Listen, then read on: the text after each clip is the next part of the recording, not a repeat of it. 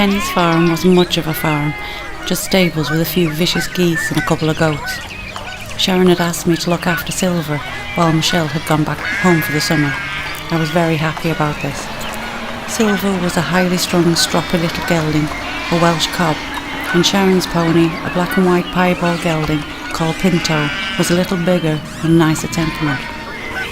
A few months later, Sharon had asked me to feed Pinto for her whilst I was seeing to Silver. I went up with Caroline and looked out the stables and then fed them, and then we left for the evening. On the way home, we had the idea we could go back and take the horses out into Levenjune, just on the border of Reddish, through the back lanes.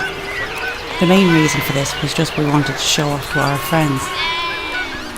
We went back to the stables and told Mr. Penny we were just taking Pinto and Silver out for a little walk.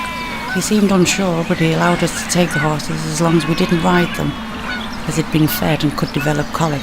We promised and put the halters and lead ropes on, and then we left the stables. We had no idea what colic was, or what it could do. It only took us around half an hour to convince ourselves that the food must have been digested by now, and having a little ride wouldn't do any harm.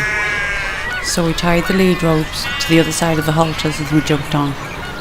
We got to the end of the back lane, and then we rode down Mount Road and Stockport Road and back again. By the time we got back to the lanes, it was pitch black and we could hardly see where we were going. We were both really scared. When we got back to the farm, Mr. Penny was waiting for us. He was very angry. We told him that we'd run into some sort of trouble and had only ridden back for the last bit. He told us to leave and never come back. A few days later, I walked over the back fields towards the stables because I wanted to see Sharon and tell her I was sorry and probably make up some story of why we'd come back late and ridden the horses. Then I saw Sharon coming towards me. She was with Michelle.